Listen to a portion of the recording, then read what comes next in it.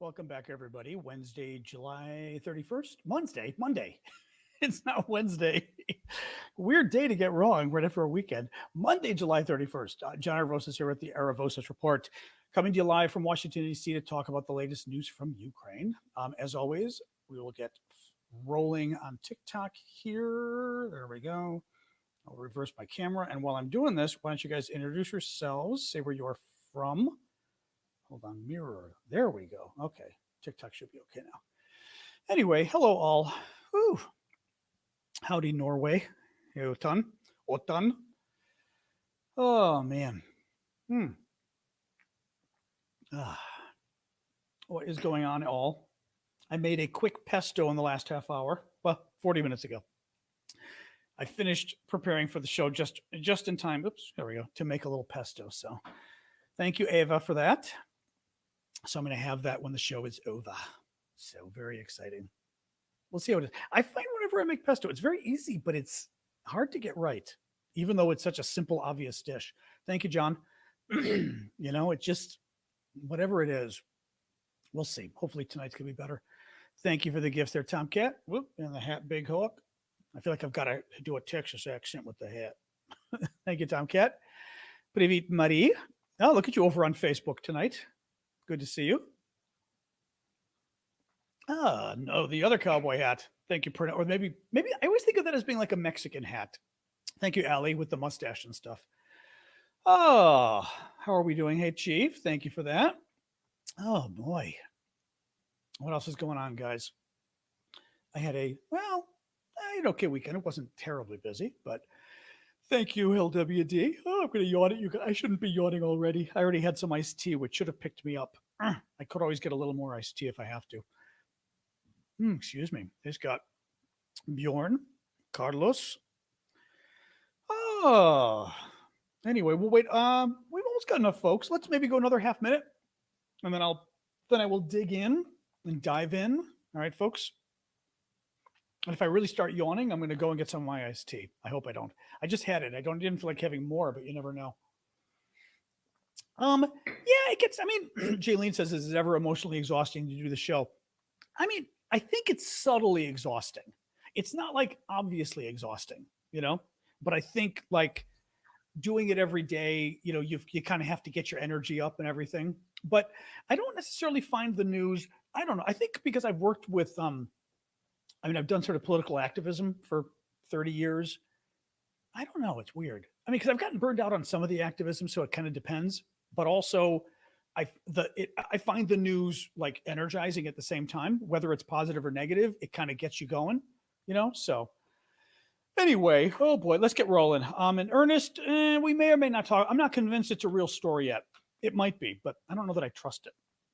Let's get rolling, guys, and we'll talk. Thank you for the gifts there, Neil. I am John Aravosis. Welcome, everybody, with the Aravosis Report. This is my nightly show I do from Washington, D.C., to talk about the latest news from Ukraine. I will be talking to you here on TikTok, on my iPad, and over here on my laptop to YouTube, Twitch, Facebook, you name it. Bunch of LinkedIn, bunch of different people. The way the show works, thank you, David, is for the first half hour, I will talk about the news with you guys. Second half hour, I'll take your guys' questions.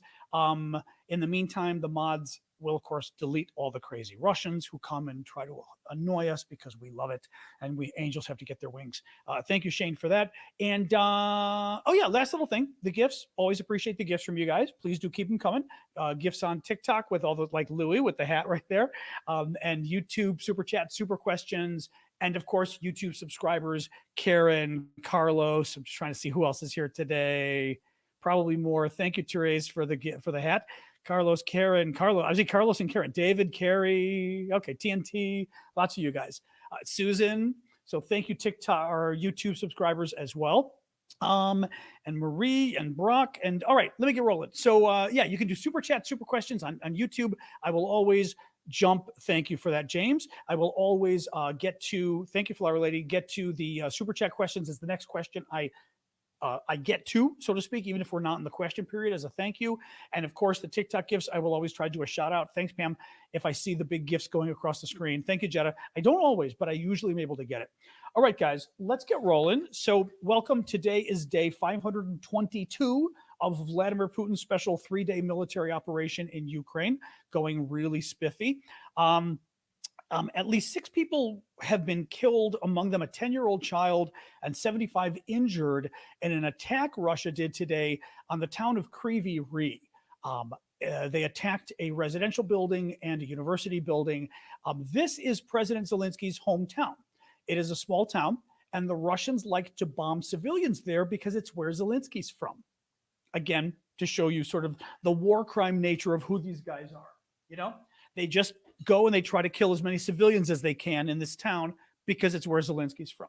Now, Kryvyi Rih, actually, it's even on the map. Kryvyi Rih is right here. You can see. Remember, the line between the Russian and Ukrainian troops goes all along the river here, and then across here, and then up. So Kryvyi Rih is on the Ukrainian side. Nonetheless, the Russians have missiles that can, reach the entire country. But really bad attack today on that. Ukraine, a lot of interesting news the last couple of days here. Thank you, Jake. Ukraine this weekend attacked Moscow again with drones. Thank you, McFadge, for those.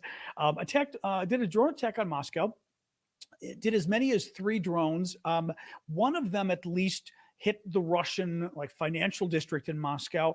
I did see some pictures showing that it looks like it caused damage to the Russian Ministry of Information or something like that. Thank you, Jake. Interesting, because this has caused kind of a debate among the defense folks as to whether this is a good idea or a bad idea for Ukraine to be doing these drone attacks against the Russians in Russia against against targets that are a little softer, let's say, than necessarily going after military headquarters or something, right? Thank you, Jonathan, for the hearts there on TikTok. I'll tell you what I think. Look, in any war or in anything in life, really, I mean, it could be a political campaign or anything else, right? Thank you, Arifa and Elizabeth. You've only got so many assets, so you want to use your assets wisely. You don't just want to use them for fun here and there, right? So you don't want to just attack Moscow because, hey, what the hell? Let's go after Moscow. That wouldn't. And I, knowing the Ukrainians, that was not their logic. They didn't just say, "What the hell? Let's do it." Right? They had a logic behind it. Clearly, Ukraine should be going after targets that help it advance its war effort. Thank you for that. Who is that? Thank you, Crazy American. But those targets that advance the war effort can go beyond just hitting tanks or barracks or military headquarters, right? Or oil refineries. Going after Moscow, I think, can achieve those purposes too. A number of reasons. One, when you hit Moscow, you're making Putin weaker. You're making Putin look like he can't protect his capital, and he can't protect the capital. Putin is already weak because of the attack that happened, the attempt to overthrow his government by Prigozhin, right, and the Wagner Group. That already put Putin in a really weak position. Well, now, yet again, almost every week at this point, the Ukrainians are flying a drone into Moscow, and they seem to be getting away with it. I mean, they're getting the drones in there. How are they getting in there? Where are they coming from, right? This caused actual damage in buildings in the financial district. Thank you, Phoenix, for signing up. Sorry, as a new member over on YouTube. I appreciate a new monthly subscriber. I appreciate that. Thank you. To the point where one of the biggest financial companies, Yandex, Russian, announced in Moscow that they were telling their staff to not stay overnight and work, that basically they should leave by 1 a.m. and not come back until 6 a.m. because that is the time the drones tend to hit. So it is having some impact, and the point is it's getting into the mentality of people there. Thank you, Mike. So first of all, I think you do have a benefit here in hitting these softer targets in Moscow, because Putin is being made to look like he's weak when he's already down, right? Putin already looked weak because of the attempt to overthrow him. Putin disappeared for 36 hours, right? He didn't even respond for 36 hours into the rebellion when they tried to overthrow him. Reportedly, he left Moscow because he was afraid. I mean, he just didn't. And then he had to reconcile with Prigozhin, right? And Prigozhin ended up going to the summit Putin held last week with all the African leaders. Prigozhin was an honored guest. So that just made Putin look weak. Another thing, you're forcing the Russians to now do even more defensive work in Moscow, to build more defensives, to put more defensive weapons. Those are defenses that they could be putting in Ukraine, that they should be putting in Ukraine. The Ukrainians are making them now move those defenses to Moscow. That's good. That helps the Ukrainians too. I had another point. Oh, thank you for the gift there, real quick, Susanna. I had another point. And just more generally, it brings the war home to the Muscovites. People in Moscow and St. Petersburg are used to the war not affecting them because they live in the capital, or the cultural capital, like maybe you'd call it, well, Moscow is too, but the two top cities, right? And it's where the rich people live and where the rich people want to live, and they feel like the war doesn't really count. It doesn't really affect them. By having things blow up in their hometown, it starts to affect them, and it's a psychological thing. I'm not saying it's going to make them say the war needs to end tomorrow, but I think you do get some benefit of them starting to get a little bit worried about it. Basically, it starts affecting public opinion to a degree. Thank you, Marcy. Oh, and final point, it helps for morale at home. Clearly, Ukrainians, whether they're Ukrainian troops or Ukrainian civilians, seeing things blow up in Moscow at least makes them feel a little bit better. Because let's face it, they've been bombed by the Russians now for 522 days, right? Thank you, Martin. That's got to be eating at them a little bit. So this helps, I think. Another thing that happened over the weekend, Ukraine hit a bridge connecting Crimea and the mainland. This is not the Kerch Bridge. They hit another bridge. This was a really interesting attack. This was they had done something like this a while ago as well, actually. Thank you, Marie. And let me show you really quick. So the Kerch Bridge is the bridge that's down here. This was the bridge Ukraine hit a couple weeks ago. Thank you, user 336. This is the bridge that Ukraine also hit last October. Remember, with the car bomb that went off. This is the bridge that connects Crimea, the territory Russia stole in 2014, to Russia. Russia's right over here, 12 miles across the bridge. Well, this is also the main supply line for the Russian military effort in Crimea, in Kherson, in Zaporizhia, right? I mean, the Russian occupation is all of this. This is Russia here. So they can supply this side over here, but to supply these guys, they come over here. Well, gets harder once the Ukrainians blew up the bridge again last week, or last 2 weeks. Ukraine, now, they didn't blow up the whole bridge. They blew up one of the spans. So you got two spans on the bridge, one going east, one going west. They blew up one of them, knocked it off its pillar, off its support. It could take until September, October, November to be repaired. That's great. Now you have one lane, or two lanes of traffic, but very slowly going across the bridge. That helps. Trucks cannot go across, I believe. That helps, because it's going to be harder now to transport goods by truck because they can't go across the bridge. And the rail line, there's a rail line across the bridge that was not affected. But bottom line is, it is now much slower to get supplies for the military across the bridge. Well, what did the Ukrainians do? They just made it even slower this weekend by attacking the bridge. The Chonhar Bridge is right, more or less, the tip of my pen here. This is a bridge that goes across Crimea, right across here, and then to mainland Ukraine. Now, the idea here is, if you don't want to use the bridge, you've got to go the long way. The long way is to go all the way around here. So basically, trying to help the Russian troops here, you come across the Kerch Bridge, you go up, you cross the river, and go over here. Well, now they've got to come up here, and instead of crossing here, go all the way around and back. That takes more time. That's good. What the Ukrainians are doing, this is all about just slowing down the Russians and making it harder and harder for them to supply their troops, which is a good thing. Ukraine has recovered around 2 square kilometers of territory near the eastern city of Bakhmut in the past week, according to the country's defense minister. Bakhmut is over here. You'll recall that's the city that Russia took now maybe a couple months ago. It took the Russians 11 months to get it. Remember, they wasted all sorts of troops and all sorts of weapons. 100,000 Russians reportedly were injured or killed, probably 2/3 injured, 1/3 killed, taking the city. And it's a city that doesn't matter. It's a city of 60,000, 70,000 people that doesn't matter in the sense of it is not a strategically important city. There's no reason for the Russians to have wasted this many men. They were kind of stupid. So the Ukrainians basically are going and trying to get it back. Now, they're trying to get it back, I think. And a lot of the thinking is basically as a way of embarrassing Russia. Russia, even though the city didn't matter that much strategically, Russia touted this as the biggest thing since sliced bread, which matters to Americans in Europe. Sliced bread is not a good thing. But to us, it was like the biggest thing ever, right? They took Bakhmut. So the idea is if Ukraine can get Bakhmut back, not only does it sort of puncture the Russians' balloon for saying how well they did, but there's also an angle here, I think, in Prigozhin. Because remember, the Wagner group was the one, the guy that tried the insurrection. He's the one that actually got Bakhmut. The Russian troops couldn't get it. It was the Wagner group that got it. Well, the Wagner group left June 1st or June 6th, actually, and let the Russian troops take over. They went on vacation, so to speak, to take a break for 6 weeks. Then the coup happened. Well, now these are regular Russian military troops fighting to defend Bakhmut against the Ukrainians. Thank you, Cami.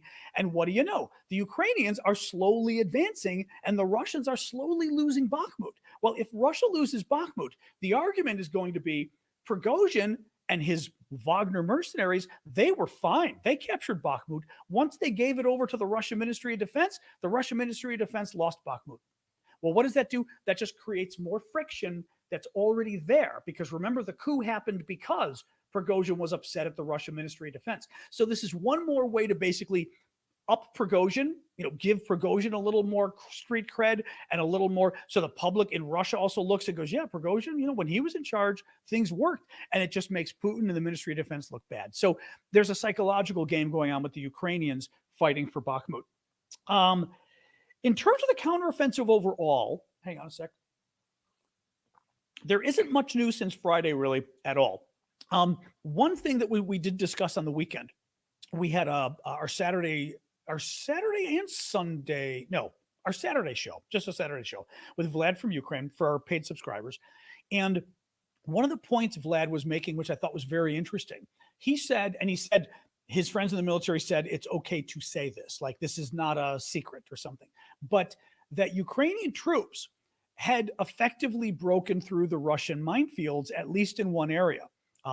And in the, I don't know exactly which, right? But we know we know they've been fighting at Bakhmut, but they've been dealing with the minefields around here and around here. So I think probably over here he's talking. They were able to get through some of the minefields. And the next step was now dealing with the Russian trenches, with, the trench warfare, right? They built tons of trenches and the Dragon's Teeth, which are the triangles or whatever you want to call them that are cement sticking out of the ground that are meant to stop tanks and things like that. I thought that was interesting because that would be a significant development if Ukraine was able to get through some of the minefields. Now, I was going to mention this at the end, but I might as well mention it now because it's probably more topical. There was an interesting story, actually an opinion piece in today's Washington Post written by Brady Affleck. And I think, hold on, I'm going to see if I don't have it open still. I believe it's Washington Post. And it was really interesting because he's I'm forgetting who he's with. He may be with Bellingcat. I don't remember. But actually, I think he may be a Brit, actually. Do any of you guys who follow this up, Brady, it's like Affleck or Afric?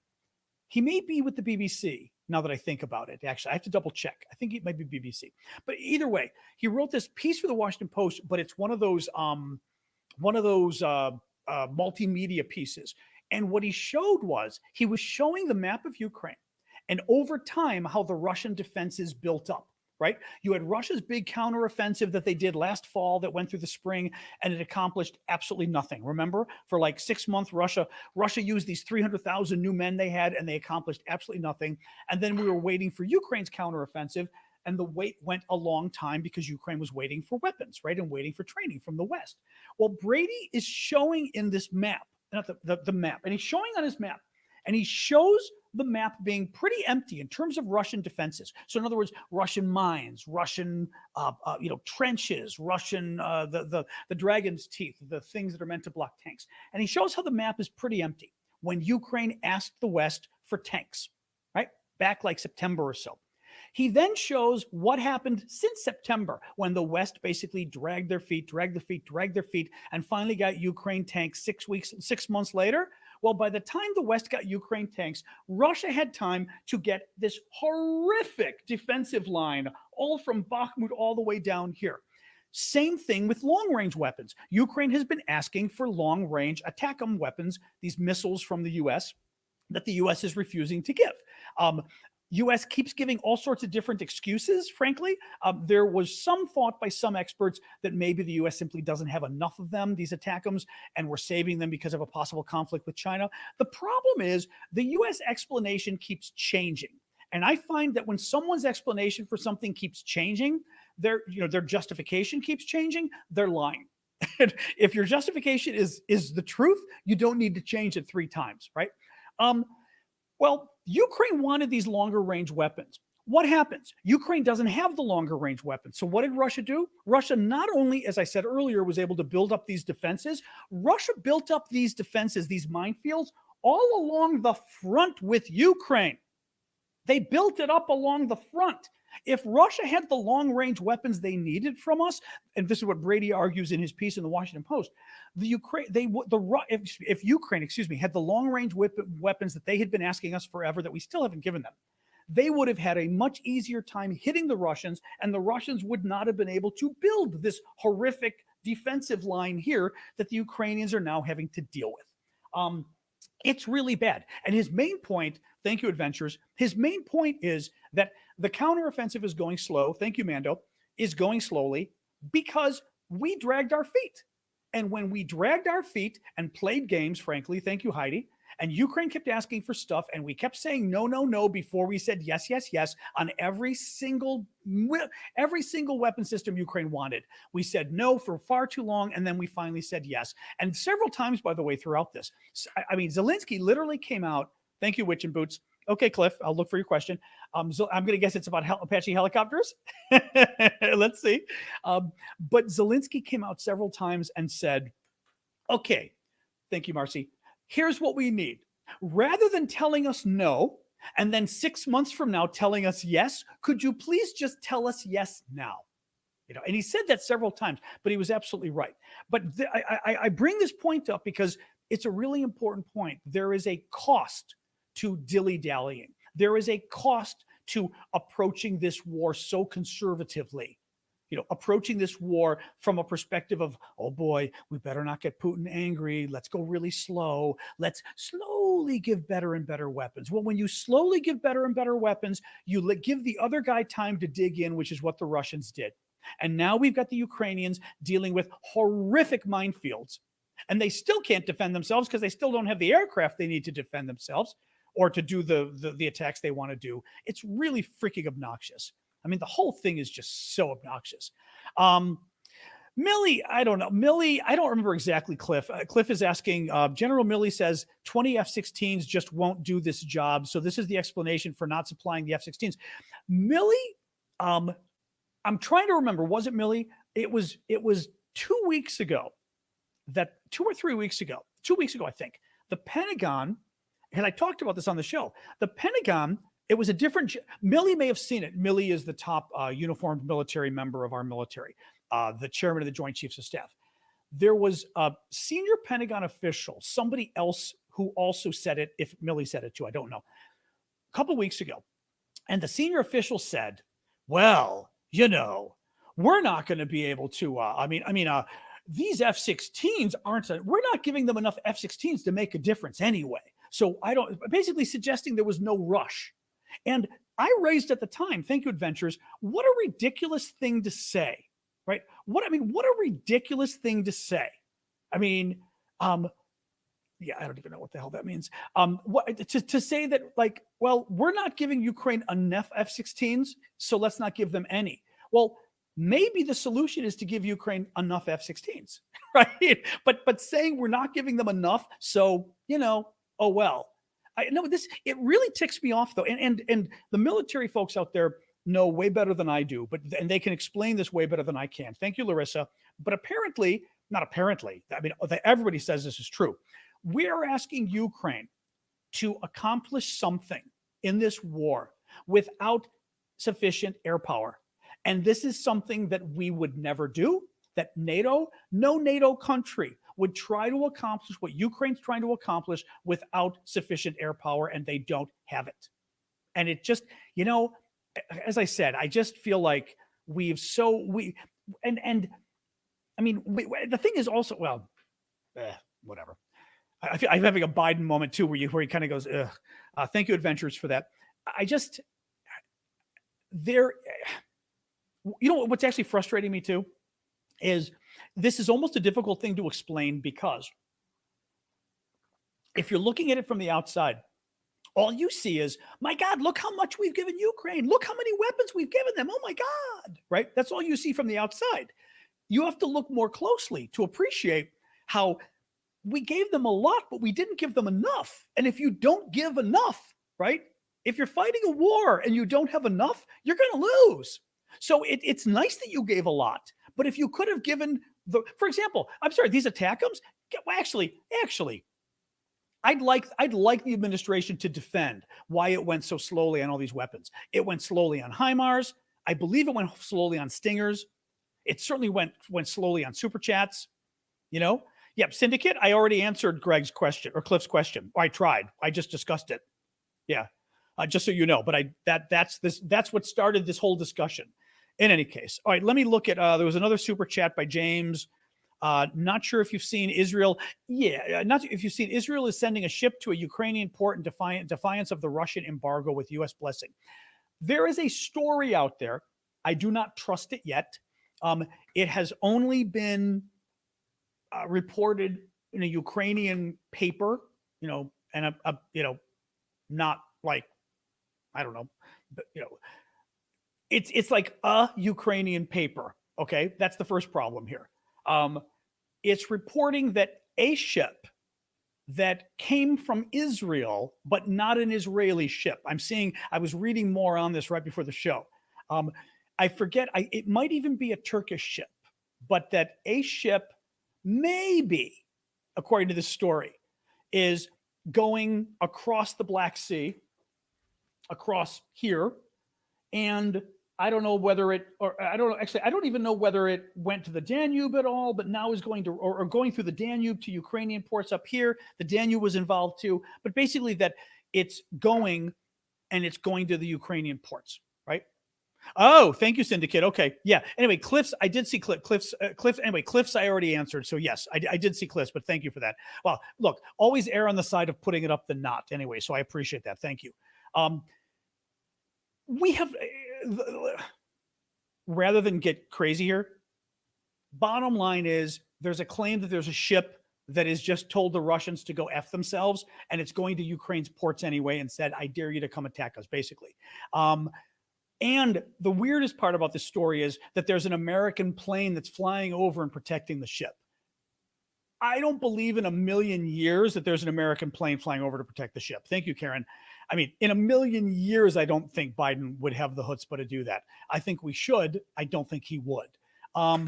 So I would not believe that, as I knock my pen around the room, I would not believe this story until it comes out somewhere else. But no offense to the Ukrainian paper, I'm not going to believe one Ukrainian paper reporting a story. No way. I just don't believe it yet. So, and especially the U.S. angle. I mean, we'll see. But the U.S. angle, I think, is really weird too. That we had and it was an Orion. It was like isn't it Orion, like a sub hunter or something?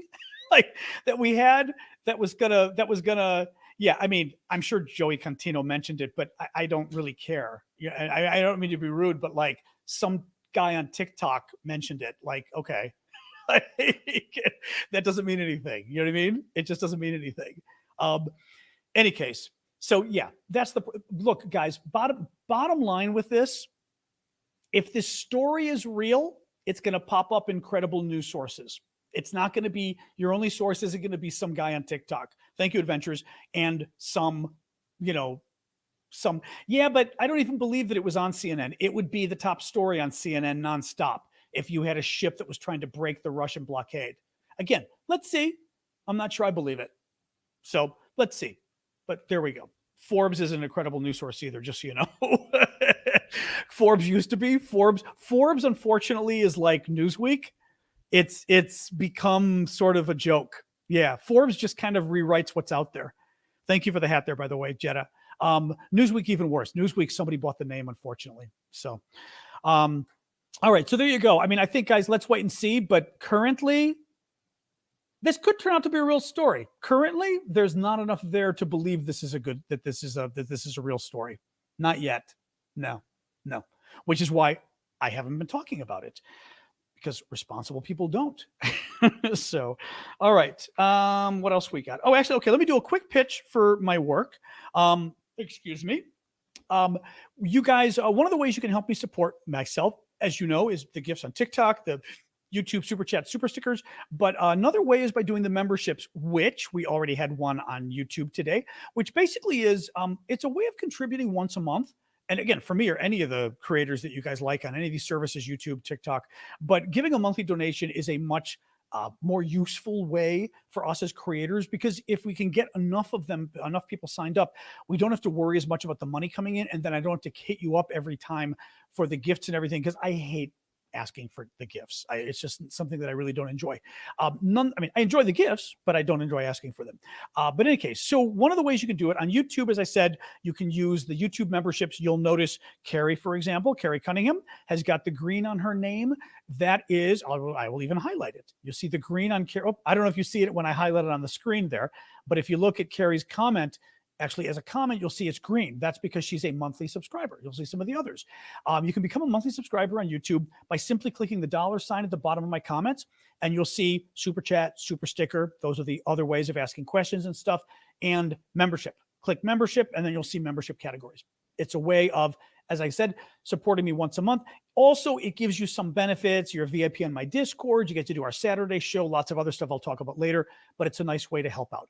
On TikTok, number of different ways you guys can do it on TikTok. You can become a TikTok subscriber. Those are the SNN folks you see next to their little name, like Ash right there that has SNN next to her name, or Callum and Jetamom and some of the others. Another way is using Ko-fi. Ko-fi is a neat site that basically is like Patreon, but nicer, and pro-Ukraine, or not pro-Ukraine, but they're not anti-Ukraine like Patreon is. And you can, again, sign up for a monthly subscription, very easy. Monthly payment. You can go to Ko-fi. The address is ko-fi.com/Aravosis. You guys have it at the bottom of my screen. You guys on TikTok can find it in my profile. Just click the link in my profile, and the very top link is should be Ko-fi. Should be Ko-fi, I think. I forgot now. Did I don't think we're not still. Oh no, I don't have the money raising. Yeah. The top link is Ko-fi. So use the top link for Ko-fi. You can sign up for a monthly subscription. Also, finally, on Twitch, you can use your Amazon Prime membership on Twitch to subscribe to my Aravosis account at Aravosis, my last name. There you go. All right, guys, let's go back to work here. So this is a really wild story.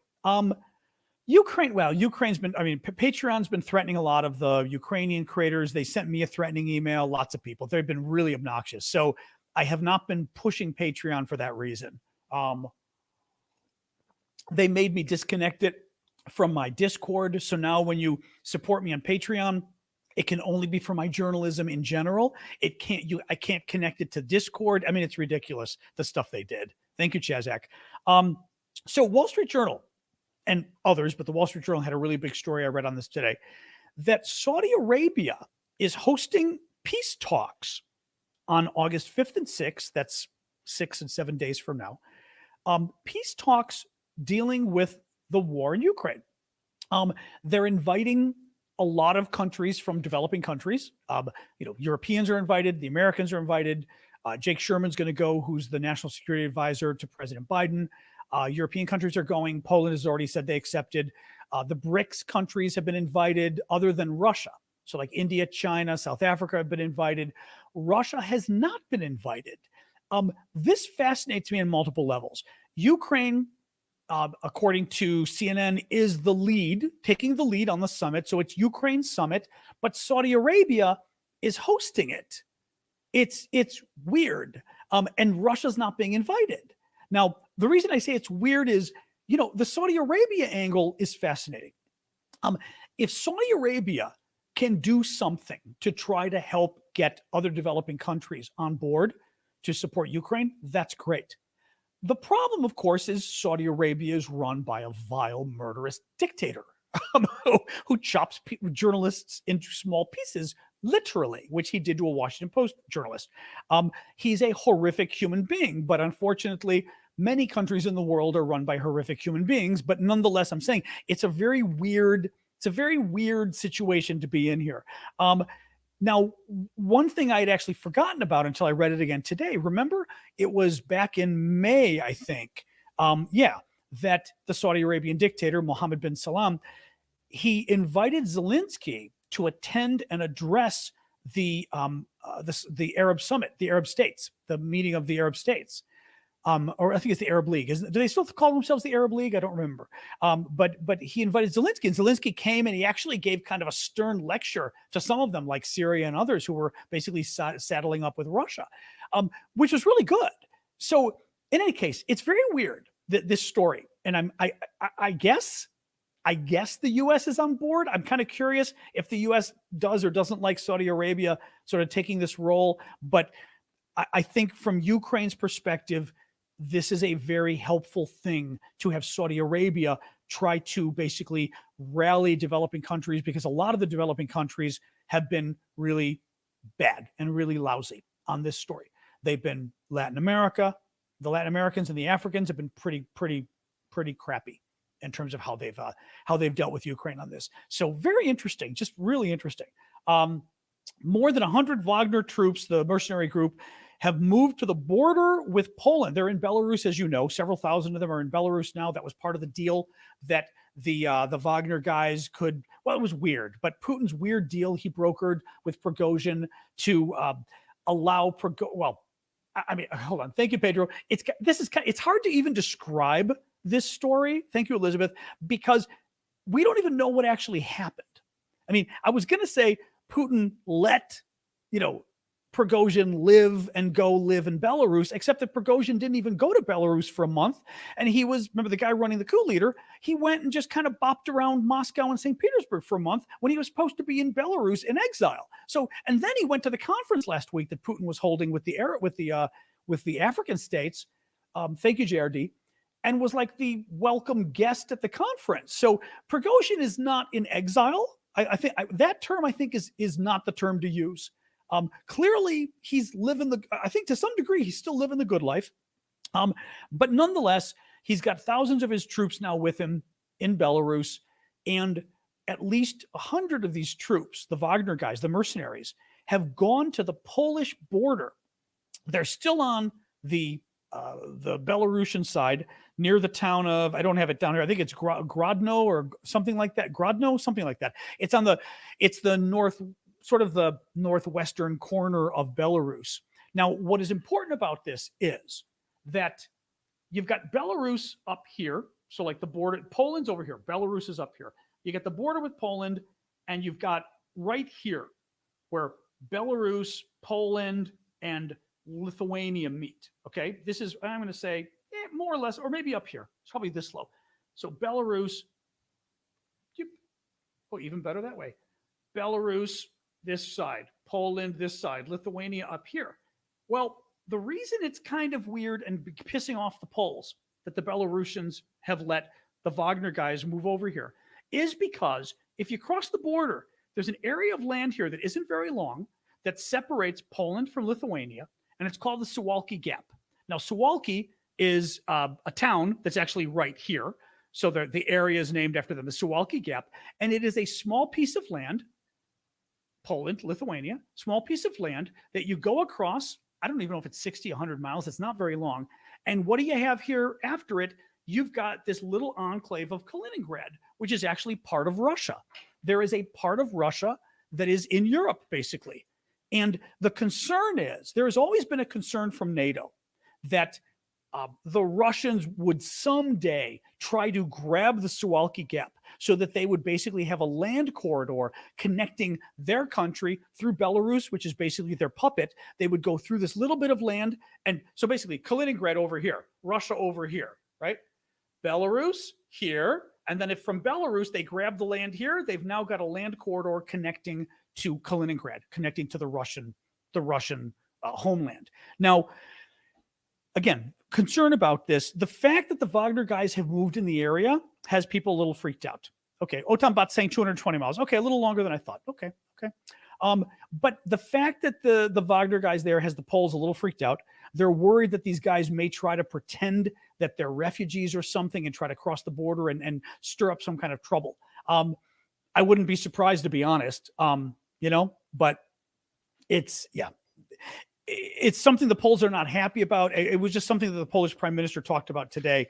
And I'm not sure what the Poles can do, to be honest, but it's still kind of creepy. So um, the head, and this woman, I don't know what to call her either. I was going to say Russian children's rights head, but she's not really for children's rights. But the head of Russia's child agency, we'll call her that. Thank you, Frank, for the hat. Maria Lvova-Belova, nice name.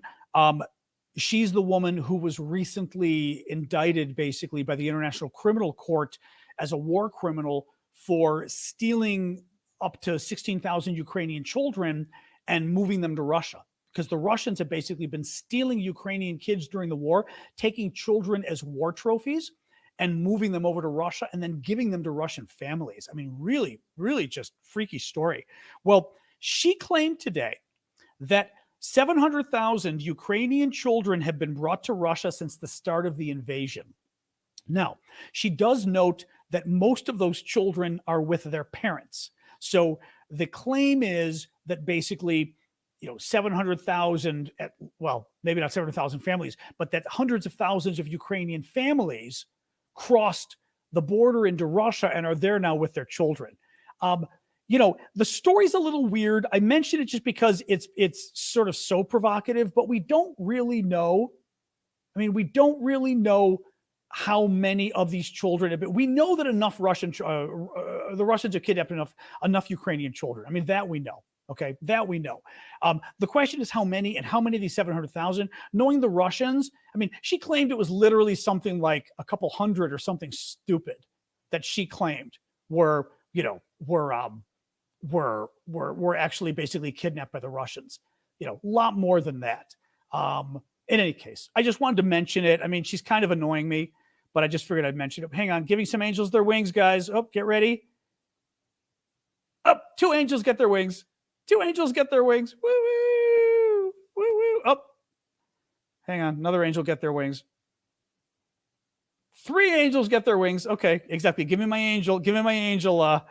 My angel emotes or emojis or whatever. Thanks, guys. All right, a few more stories, and then we go to the questions. Ukraine signed an agreement, I believe today, with the company that makes the Bayraktar drones. Oop. Thank you, Jens. I didn't see that I put up your comment. With the company that makes the Bayraktar drones to build a drone repair and maintenance facility in Ukraine. Russian former president and former prime minister Medvedev threatened nuclear war again. This is the guy that threatens nuclear war 3 times a week that I always mention. He literally did it again. This one was particularly funny because he claimed, well, if Ukraine takes any Russian land, then they will have met our condition for causing nuclear war with the West. And it was like, oh, shut up. He's talking about all the land that Russia is occupying right now from Ukraine and claiming if Ukraine takes any of it back, they're going to use their nukes. The only problem is Ukraine has been taking it back since the war started. Literally, I mean, like, the threats are so bizarre from the Russians. I mean, it just doesn't make sense. Like, okay, well, you made the comment earlier, and Ukraine did get a little, by the way, I read they got a little bit more land around Bakhmut today. So that would meet the conditions for the nuclear war. Where's the nuclear war, right? Didn't happen. He just, my point in even bringing up this story is this guy, and I'm going to keep bringing him up when he does this, 3 times a week, no joke, this guy threatens nuclear war for some new reason. And you just got to keep that in mind. Oh, we had a loosing comment. LOOSING, my favorite. New York Times reports that Russians are using video games to go after youth in Western countries, including Minecraft and World of Tanks. They're also increasing their presence on Discord and Steam. And finally, this was good, actually. The Washington Post report. Yeah, this weekend, the whole issue with the fencer, with the Ukrainian fencer that got banned by the fencing competition. Remember, she won her competition, and the Russian came to her and put her hand out to shake the Ukrainian's hand. And knowing that the Ukrainian isn't going to shake her hand because her country's trying to commit genocide at her country, so she wouldn't shake her hand. And under the rules, that disqualifies you, and you can't, it would ruin her chances to the Olympics, the whole deal. Well, the Olympic Committee turned around and said, well, screw that. We're offering you to come to the Olympics anyway. Well, the fencing competition turned around, reversed their ban, and she was able to compete on Saturday. So they even reversed it in time for her to compete, which was good. So all is good now. God only knows behind the scenes what happened with the fencing people. But as I said, good that it turned around. Now, let me show you really quick. We've got some cool auction items that I will show you, and then we will go to the questions. The auction items, one of the things I do to help to basically pay for my work, but also to help Ukraine, I've been getting a lot of really cool stuff from Ukraine and then auctioning it off on our Discord community. It's discord.aravosis.com.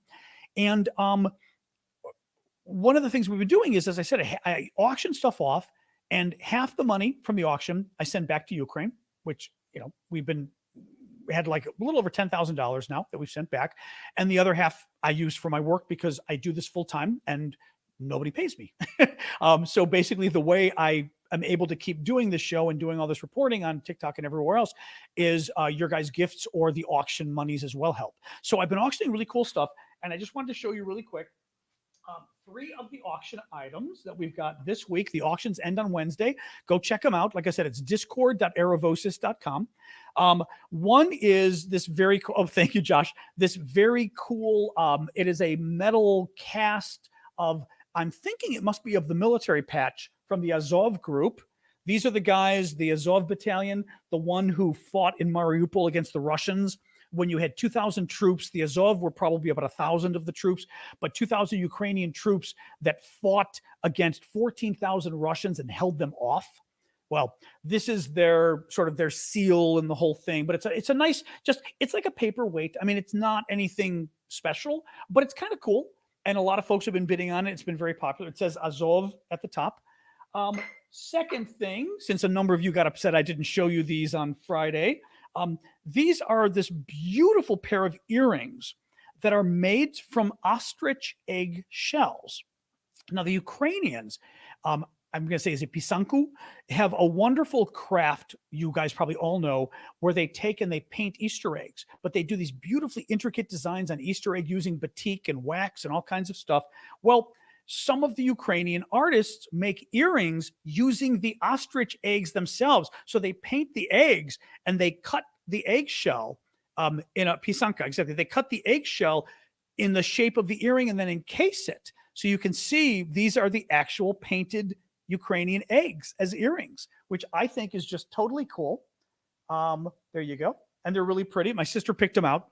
I will put them by me so you can see the size, because I didn't really measure them, but you can see, I'm not going to put them on, but you can see the size, but they're really pretty. I just think what do I know about earrings? Like I said, I had my sister who has very good taste. She picked them out.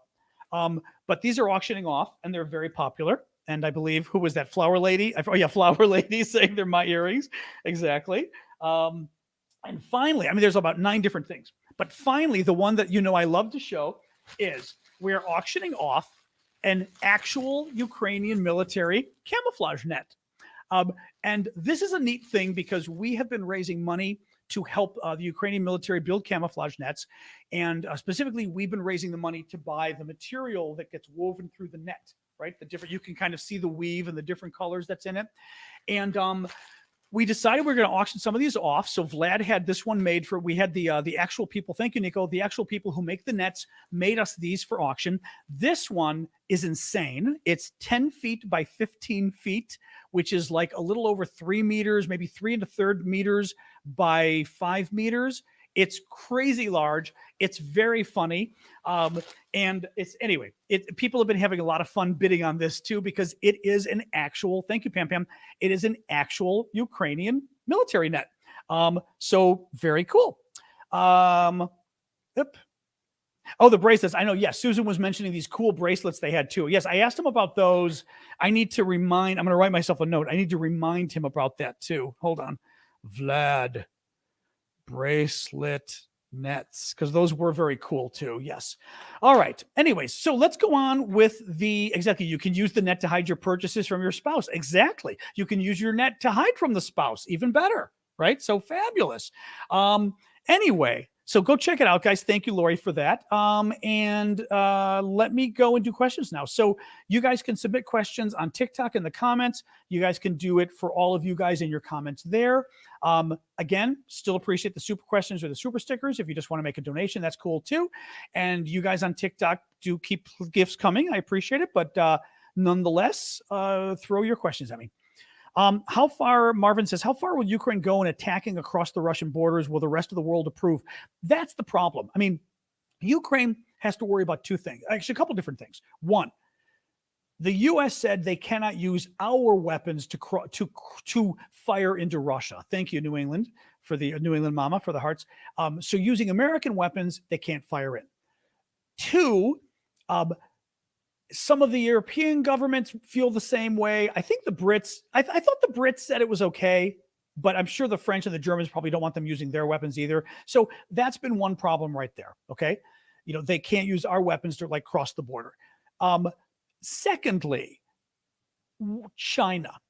I thought I read several months ago, there was some concern as to if Ukraine were to cross the border and take some of Russia's land, like what if they crossed the border and took, I don't know, Belgorod or something, right? It took a Russian city. Would China get so worried that China might then enter the war and really give Russia weapons and everything else, right? Which would be a big problem. So China's a bit of a wild card there.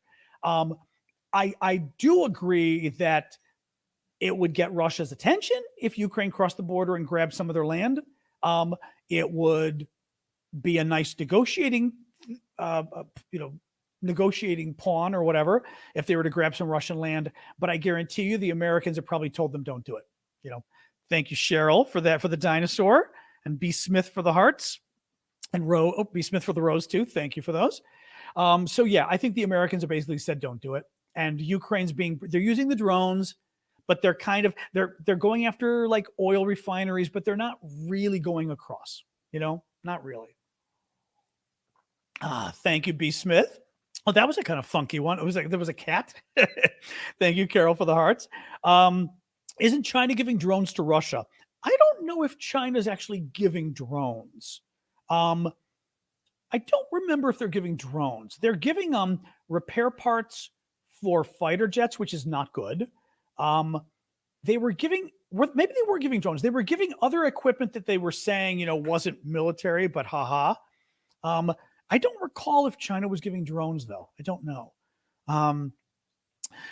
What else we got? Questions-wise, guys. Questions. A cloak of invisibility. That's exactly what it is, Carlos. It's it's the Harry Potter cloak.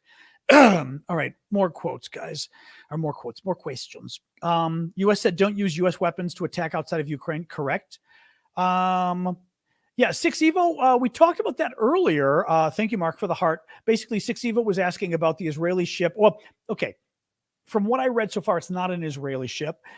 Basically, there is a story out there. Thank you, Addie, for the hat. And Kat, I'm going to pull up my Twitter, because I follow a lot of really good defense people on Twitter.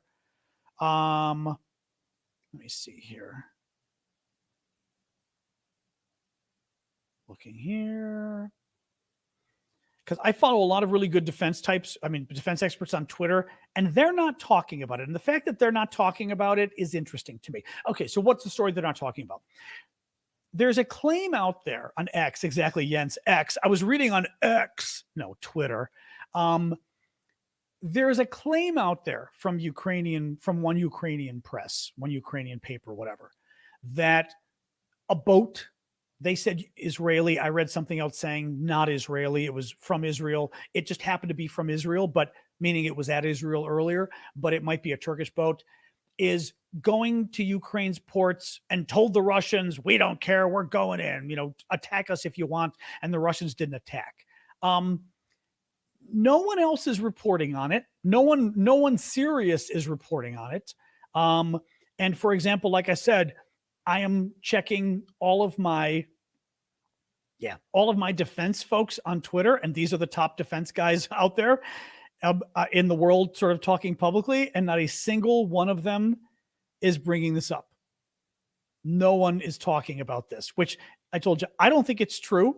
It's from a Ukrainian paper. The only source we've got is a Ukrainian paper. And I'm sorry, but that's not enough. for something like this. And the fact that it's not being reported elsewhere, generally speaking, when the only source you've got is a source that you shouldn't trust, and the main media isn't covering it, it's because it's not a real story. The New York Times and the Washington Post and the BBC, we would love to cover this story if it was real, but it's not yet real. Yeah, I'm looking, literally nobody is talking about this. No. Of course he did. Great. Another shooting in America. Man shot by police after firing shots at Jewish school in Memphis. Of course. What a surprise. Yeah, there's nothing here, guys. Yeah. No, this isn't a real story at this point. It's just not a real story. All right, let's move on. What else we got? Nicholas is asking, does Russia have any reserves left that they can use in Ukraine, or even could they take some troops from Syria to fight in Ukraine? Well, previously they had taken some troops from Syria and moved them to Ukraine. They did that previously. Whether they've got reserves, I doubt Russia has reserves. What Russia keeps doing is getting more men. So like last fall, they got another 300,000 men, and then they used it for their big counteroffensive that went from last fall through like March or so, but it didn't do anything, right? They didn't get any land back at all. They didn't grab any more Ukrainian land. Now you've got Putin has been changing a lot of the laws regarding drafting and military and everything to basically Putin's afraid to have another draft, because the last time he tried to draft 300,000 men last fall, 1 million men fled the country, right? And it was a disaster. So very worried. Hey, Dave, thank you. He's very worried about having an actual draft of saying, okay, that's it. We're having nationwide conscription. So he keeps trying to change the law to do it slyly. Like what they just did is they're increasing the age from like 19 to 27. It's going from like 18, 19. Instead of going to 27, it's now going to 30, like the sort of mandatory conscription for kids out of college or whatever it is, right? So now it's up to 30. So now you've added people from 27 to 30, right? He is changing the retirement age for the various military fields. Some of them, maybe it's 45, some it's 50, some 55. 45 now retires at 50. 50 now retires at 55, right? So he's changing the rules to basically keep more men in the military, which will let them have more. To expand how many men have to join. Now it's up to age, it'll be starting in January, it'll be men up to age 30 have to register and possibly get called up, where it was 27 before. So he's trying to get more reserves, so to speak, to use your language, to keep fighting, because he clearly needs them or he wouldn't be doing this. But I don't think there's any thought at this point that Putin has like a ton of men sitting kind of waiting. If anything, he's using a lot of the extra men he had, he's using them in the north now. There have been reports for a couple of weeks now that up here, more or less where my finger is, around Kupiansk, Ukrainian town up here, Putin put like as many as 100,000 men up there to try to force the Ukrainians to move troops up there instead of fighting in the counteroffensive. So basically take men away from their counteroffensive. So I think that's where Putin is, any reserves he had, I think, are probably fighting up there. Now I will say this though, about the whole ship and, the naval blockade and everything else. There was an analysis this weekend that I think I read from Institute for the Study of War. I think it was them saying that it was actually quite interesting that they felt that the Russians were giving signals that they weren't really comfortable stopping ships, which I have no idea. But I'm going to see if because typically when I read stuff like that catches my attention, I sort of grab it and save it on my phone. Let me look 1 second here and see if I saved it. 1 second, guys. I may, but I read in bed for an hour in the morning. I do the same thing at night, but I read in bed for an hour, and I read it this morning, but it was, again, far enough away that I wasn't, I don't remember for tonight. Shoot, I'm not going to find it. No, not going to find it. In any case, yeah, sorry about that. Otanbot says, regarding the ship, a captain can manually set their destination in the navigation system. However, this doesn't necessarily mean that the ship actually intends to sail to that destination. The story is likely based on a captain's joke. Oh, that's interesting too. Oh, so it's almost like a flight. what do you call it? When you file your flight plan, it's almost like a flight plan the captain filed in a way that they think, oh my God, he's going for Ukraine, but he's not. Yeah, I see. Yeah, I see what you mean. Well, as I said, I'll believe the story when other real people cover it, but nobody real is covering it yet. So, and all the defense folks that I follow are ignoring the story. So, which is a little suspicious. What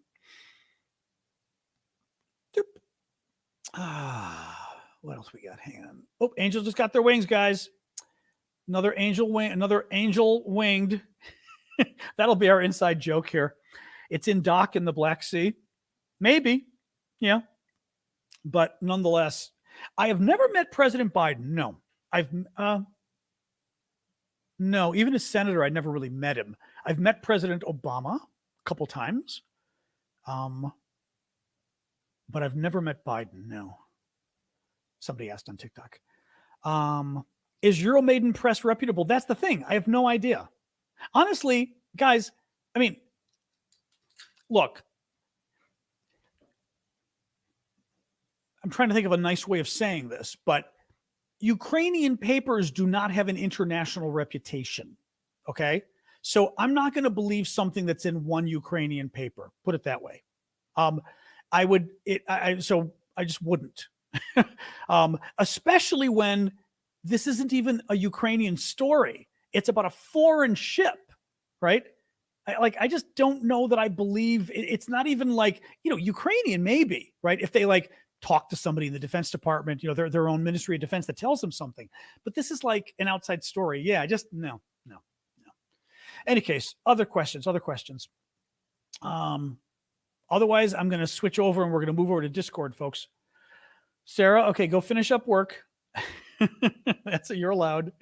I know. These are my reading glasses. I don't need glasses otherwise, but to read I do. So, what, you don't like my glasses, Cheryl? You're being mean. No, these are reading glasses. Otherwise, I don't need. Well, I had cataracts of all things at age 45, so I don't need glasses anymore for that. Do you see the owner of the steel mill has had all of his accounts confiscated? No, thank you, user 2119, for that. What else we got, guys? I did see that. I didn't really, I didn't think it was a huge story, but yeah, Mike is saying the Ukrainian Foreign Ministry announced, thank you for the gift there, Adam. The Ukrainian Foreign Ministry announced the export of grain through Croatian ports. There's already an agreement with Zagreb, might help get grains out to Africa, still slow and costly over land. Yeah, they were doing something about using Croatian ports in the Mediterranean, or I always forget where that is. Is that I always forget if it's called the Adriatic there or what it's called there, but the Mediterranean, off of basically between Greece and Italy, basically. And I don't know whether they would go by land or whether they'd go through the Danube, or I don't know what it was, but it didn't seem to be a big enough story for me to mention. But yeah, is it the Adriatic? Okay, I never quite know what they call them when they're the littler seas like that. It always confused me. Well, the Aegean, maybe the Aegean's the other side. Is the Aegean the other side? I'm assuming. Yeah. With most of the Greek islands. All right. With all the talks of peace recently from both sides, should we watch this or assume that it's not going anywhere anytime soon? It's not going anywhere anytime soon. No. I mean, because bottom line is, how does it? Yeah, there's Ionian. How does it? I mean, right? Ukraine's not giving up any of its land, and they shouldn't, right? And unless Russia says we're going to give the land back, there can't be peace. So I don't see how there can be talks at this point, sorry. I just don't see it. Yeah. Cliff says, will this war end by Washington and not Kyiv? Well, I mean, it could. If we change governments, if Trump gets elected, he could pull all support for Ukraine in a minute. Yeah, he could. He might. I mean, he claims he would, but then again, Trump just changes his mind left and right. So who knows what Trump, because Trump doesn't, well, he does care actually. He doesn't like Ukraine. Well, he's weird though, because Trump the other day kind of flip-flopped and made this whole he did this interview the other day talking about how he was hang on a second. Interesting. Sorry, Callum was just messaging me that a bulk carrier did stop in Odessa 2 minutes ago. Huh. Yeah, I don't know. I don't know. My point is, we just don't know what the story is with that thing. We just don't know. Um, Angel gets its wings. Angel got its wings. Angel got its wings. Do you think there'll be a huge aid package in the next month? There might be. We're not out of weapons yet. No. I mean, they're still going to be getting the F-16s from us. They may actually. They're still going to get the American tanks. There already was talk a couple days ago that thank you, Mike, that the 6 or 8 of the American Abrams tanks were supposed to arrive, I think, in September. So that's still going to be happening. So no, there's still weapons coming. But again, politically, we need to worry about the American election next year and everything else. So. All right, guys, let me do a quick summary of the news, and then we can go over to the Discord. We'll go hang out on my Discord. It's free. It's discord.aravosis.com if you want to check it out. But I will do a quick summary of the news that we covered today, and then we'll go over there. All right. I know. Well, I've got the glasses because they're readers. Otherwise, I don't really need. I mean, I don't even need them entirely, but sometimes I can catch myself doing this, and then I put the glasses on. Day 522 of Putin's 3-day special military operation. At least 6 people have been killed, among them a 10-year-old child, and 75 injured in a Russian attack against President Zelensky's hometown. The Russians attacked a residential building and a university building. There was a Ukrainian drone attack against Moscow this weekend, hitting the Russian Ministry of Information, or one of their offices at least. Ukraine yesterday also hit a bridge connecting Crimea to the Ukrainian mainland. It's called the Chanhar Bridge. And this is important because it now means the Russians are going to have to go a much greater distance to supply their troops basically north of Crimea in the Ukrainian mainland.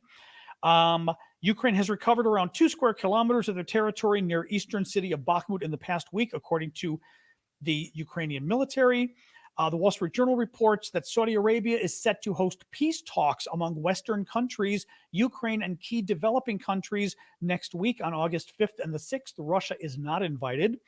More than 100 Wagner troops have moved to the border with Poland near the Suwalki Gap, according to Poland's prime minister, who is worried they may pose as migrants to enter the region and stir up trouble.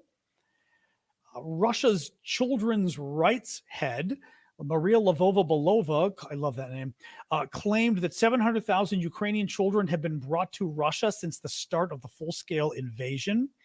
Medvedev, the former Russian president and prime minister, who's crazy, threatened nuclear war again this week.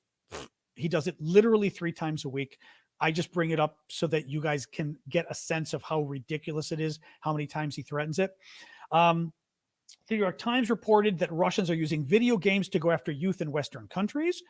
Washington Post reports that 2 days ago, Olga Harlan, who was the disqualified fencer, actually, thank you, Carl from Wales. Actually, they rescinded the disqualification because she wouldn't shake hands with the Russian competitor. So she's now back in the competition. She actually was able to compete on Saturday, which is great. And she is going to the Olympics. And finally, the Washington Post had a really interesting piece I sort of walked you guys through, talking about how Western delays in getting Ukraine weapons provided Russia the time they needed to build up their defenses, which now are making it so much harder for Ukraine to fight back because they're now dealing with massive minefields the Russians did not have before. Thank you, Obi-Wan. Very funny name. Hey, Marianne in France. We are going over to Discord next. So if you're just arriving, Marianne, you're late because I'm signing off, guys. I am going to go over to this is cute. My dog is going into her new bed. I got her for Prime Day. It's very cute. She goes in and it's like this. I got her a cat bed. It's very cute. In any case, we're going to go to Discord. It's discord.aravosis.com. It's free. But when you get there, if you haven't gone before, remember when you go there, you've got to read the README and click the button that says I agree to the terms, and then everything else will open up, and then you will see John's after party. We'll be at John's after party. I will be speaking. You will not because there's too many people, and we'll go from there. I talked about the Suwalki Gap during the show at length, so sorry. I'm gone. All right, guys, I am going over to Discord. Join me there. I'll be there in about a minute or two. Otherwise, thank you. Thank you, mods. Thank you for the gifts and everything, guys. And I will see you all tomorrow night, otherwise at 6 p.m. Eastern time, US. Okay. And maybe by then we'll know what's going on with this boat that is or isn't ignoring Russia's blockade, which would be kind of cool if it is. Thank you, Sean, for the gift there. All right, guys, you have a good night. Join me at the Discord, discord.aravosis.com.